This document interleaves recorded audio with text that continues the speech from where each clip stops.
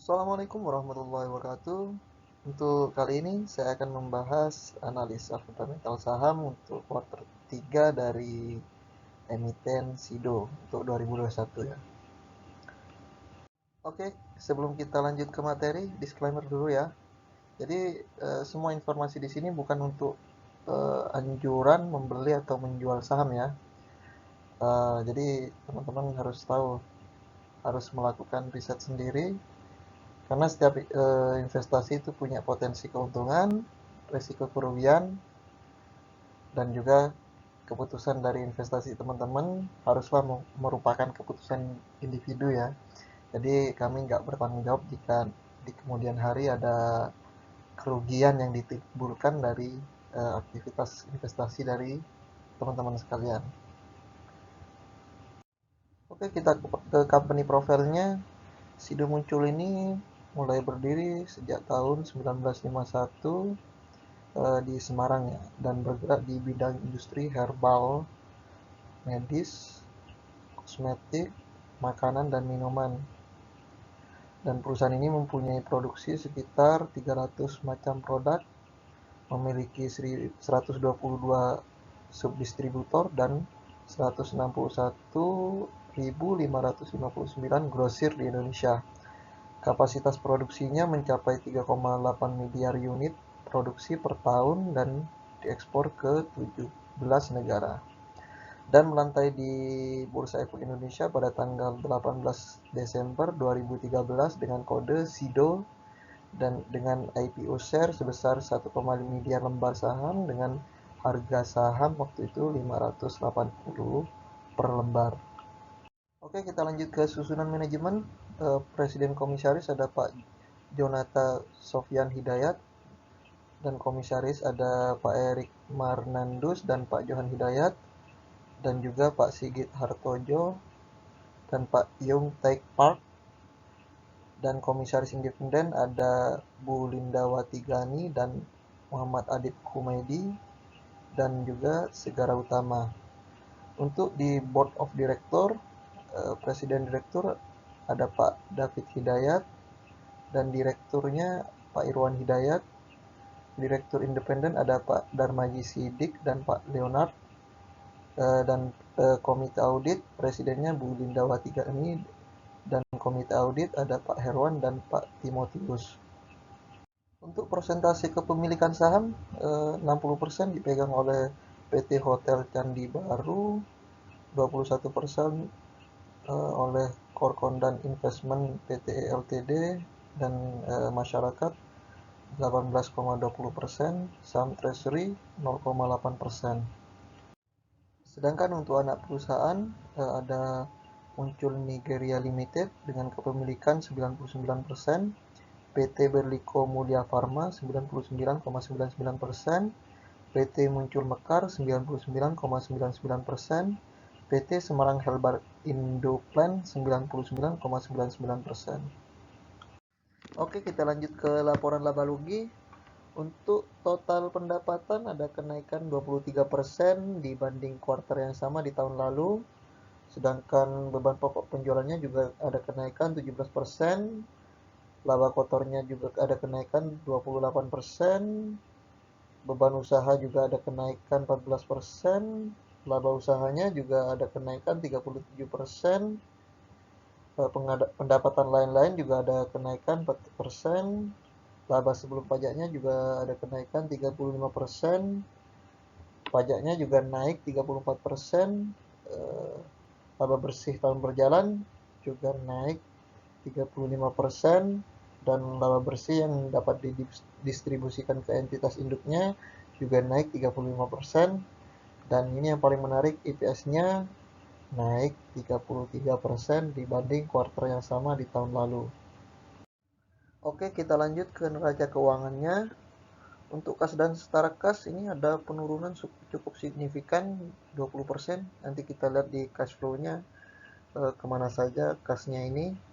Sedangkan piutang usaha ada kenaikan 7%, inventory ada kenaikan 28%, dan total aset lancarnya ini ada penurunan sekitar 4%. Untuk aset tidak lancar aset pajak tangguhan ada kenaikan 19%, goodwill-nya tidak ada pertambahan atau penurunan, sedangkan aset tetapnya ada kenaikan 3% dan aset tidak lancar lainnya ada penurunan 27%. Total aset tidak lancarnya naik 1%. Sedangkan total asetnya baik yang lancar maupun tidak lancar ada penurunan sekitar 1%. Untuk liabilitas jangka pendek ada kenaikan 56%. Tentu naik ya, soalnya pendapatannya juga naik, otomatis kewajiban jangka pendeknya juga naik cukup signifikan. Untuk liabilitas jangka panjangnya juga naik 15%, sehingga total liabilitasnya ada kenaikan 49%. Untuk ekuitas, modal saham tidak ada perubahan, tambahan modal di store ada pengurangan 1%, dan saldo laba ada pengurangan 20%, sehingga total ekuitas dibanding kuartal yang sama di tahun lalu ada penurunan sebesar 7%, dan total liabilitas dan ekuitas ada penurunan 1%. Oke, kita beralih ke arus kas. Untuk aktivitas operasi ada kenaikan cukup signifikan sekitar 42%, dan untuk aktivitas investasinya juga ada kenaikan 27%, dan aktivitas pendanaan, nah ini yang cukup signifikan ya, sangat signifikan 154%. Kalau kita lihat ini saya bantu tampilkan, di sini ada kenaikan 2 kali lipat lebih ya, digunakan untuk dividen dan pembiayaan hutang sewa. Makanya yang di slide sebelumnya ada penurunan kas yang cukup signifikan. Sedangkan untuk kenaikan atau penurunan ada sekitar penurunan 227% untuk cash dan cash ekuivalennya, dan pada awal periode ada kenaikan 19%, namun di akhir periode ada penurunan yang cukup signifikan sekitar 20%. Oke teman-teman, kita lanjut ke statistik. Untuk laba rugi dari tahun ke tahun di sini trennya naik ya, dan cukup linear, baik dari pendapatan, laba kotor, laba usaha, laba bersih entitas induknya dari tahun ke tahun naik cukup linear. Sedangkan untuk neraca keuangannya, ekuitasnya juga naik cukup linear. Namun di kuartal ketiga ini masih belum bisa menyamai pencapaian tahun 2020 ya. Namun saya optimis setidaknya untuk tahun ini bisa menyamai lah untuk kuartal keempatnya. Begitu juga di liabilitasnya, dari tahun ke tahun mengalami tren kenaikan, namun tidak cukup signifikan, dan masih dilihat kalau bisa dibandingkan dengan ekuitasnya masih jauh lebih besar ekuitasnya ya. Oke, kita beralih ke debt to equity ratio-nya. Dari tahun ke tahun ini mengalami kenaikan ya. Meskipun mengalami kenaikan, saya lihat di sini masih jauh di bawah 1 ya. Artinya secara keuangan masih sangat-sangat sehat. Sedangkan current dan quick ratio-nya meskipun dari tahun ke tahun turun, namun masih di atas 1 ya. Dan di sini malah di atas 2 ini. Tidak pernah di bawah 2. Dan saya rasa keuangan Sido Muncul ini cukup sangat baik, bukan cukup lagi, sangat baik ya. Oke, kita beralih ke profitabilitasnya. Untuk rasio profitabilitasnya ini dari tahun ke tahun juga mengalami kenaikan ya, baik gross profit marginnya, operating profit marginnya, maupun net profit marginnya. Dan di sini net profit marginnya bahkan sampai 30%. Sangat baik ya kinerjanya, apalagi dari tahun ke tahun mengalami kenaikan. Begitu juga return on equity-nya dan return on asset, rasionya dari tahun ke tahun juga mengalami kenaikan.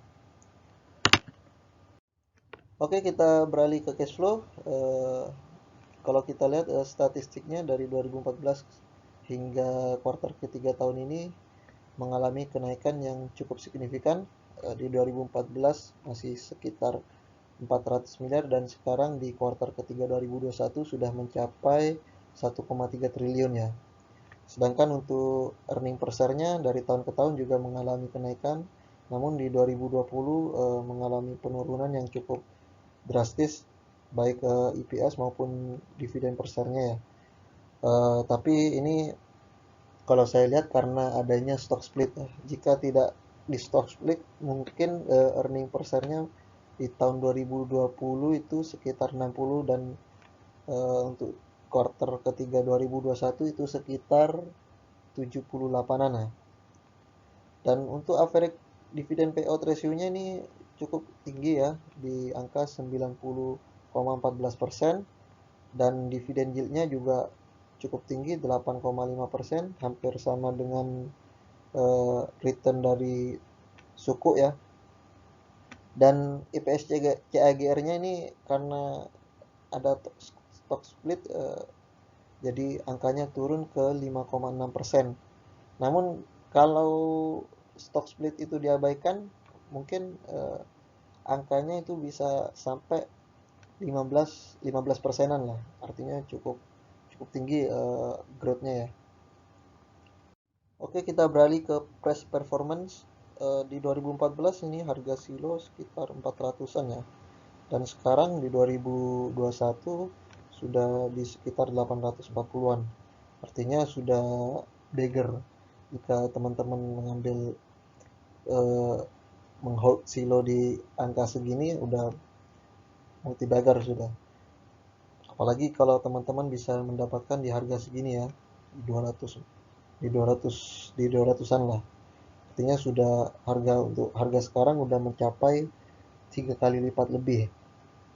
Secara capital gain cukup baik ya. Untuk PE rasionya saat ini di 21,88, lebih tinggi dari rata-rata 5 tahunan dan 10 tahunannya. Sedangkan PBV-nya di 7,58, juga lebih tinggi dari rata-rata 5 tahunan dan 10 tahunannya. Artinya jika kita menggunakan valuasi relatif, saham ini bisa dikatakan mahal. Untuk day sales outstanding sangat baik di 44 hari, masih di bawah 45 hari. Artinya tidak ada kendala dalam penagihan kepada para distributornya. Sedangkan days in inventory ini perlu diperhatikan karena trennya dari tahun ke tahun naik ya. Dan ini bisa jadi indikasi penumpukan inventory. Sedangkan days payable outstanding di 36 hari sangat baik. Artinya sudah muncul tidak mengalami kesulitan dalam membayar para kreditornya. Sedangkan cash conversion cycle-nya di 88 hari juga sangat tinggi kan, mungkin ini karena day in inventory-nya cukup tinggi. Untuk inventory turnover-nya dalam setahun dari produksi sampai penjualan itu di 3,8 kali, artinya dalam setahun di 3,8 kali produksi dan penjualan. Sedangkan aset turnover sangat baik juga karena dari tahun ke tahun trennya naik dan nominalnya di atas 1. Artinya sudah muncul ini tidak mengalami kesulitan dalam merubah equity menjadi aset. Sedangkan working capitalnya positif, tidak pernah negatif, dan free cash flow-nya juga positif. Artinya jika working capital positif dan free cash flow positif, artinya tidak ada potensi cash burn. Oke teman-teman, kita beralih ke valuasi. Di sini saya mencoba menggunakan beberapa valuasi untuk mencari harga wajarnya, dan saya rata-ratakan harga wajarnya di 778 dibanding dengan harga saat ini di sekitar 840-an. Artinya saham ini sudah bisa dibilang mahal ya, karena di atas rata-rata valuasinya.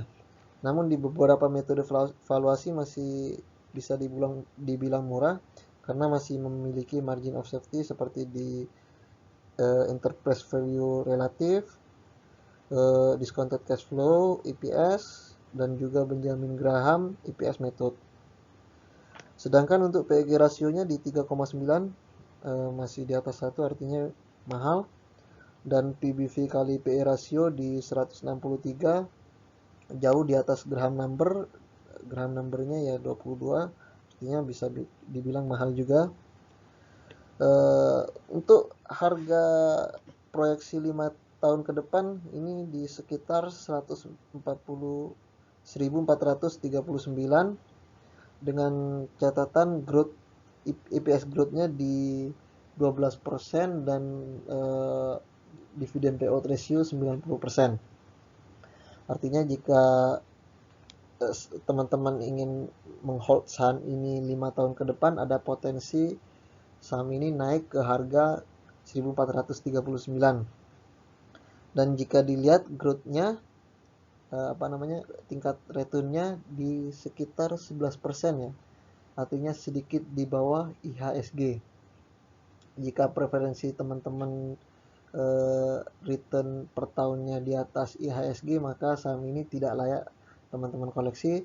Namun jika teman-teman preferensi sahamnya di atas nilai sukuk, mungkin saham ini bisa dipertimbangkan ya, karena potensi kenaikannya, potensi returnnya return per tahunnya di 11%-an. Untuk prospek, di sini ada beberapa prospek. Satu, kondisi perusahaan belum mencapai level normal seperti sebelum adanya pandemi COVID-19 ya, terutama di sektor ekspor, karena ada beberapa negara yang sedikit membatasi. Yang kedua, tingkat profitabilitasnya ini Tuxedo muncul ini tertinggi di sektor farmasi dan FMCG, dan juga sangat efisien di biaya produksi maupun biaya operasional, dan rutin membagikan dividen dengan high dividen payout ratio dan yield yang tinggi, dan juga kondisi keuangan yang solid dan sehat, dan cash position likuiditasnya yang tinggi, dan pendanaan untuk capex masih bisa dihandle dari kas perusahaan, dan tahun depan juga akan melakukan ekspansi ke Vietnam, Myanmar, dan negara-negara di Afrika. Oke, mungkin itu saja yang bisa saya sampaikan pada kesempatan kali ini. Kurang lebihnya mohon maaf, dan saya ingatkan sekali lagi, ini bukan ajakan untuk membeli atau menjual suatu saham. Sebaiknya teman-teman riset kembali sebelum memutuskan. Kurang lebihnya mohon maaf. Sekian dan terima kasih. Wabillahi taufiq wal hidayah. Wassalamualaikum warahmatullahi wabarakatuh. Salam cuan.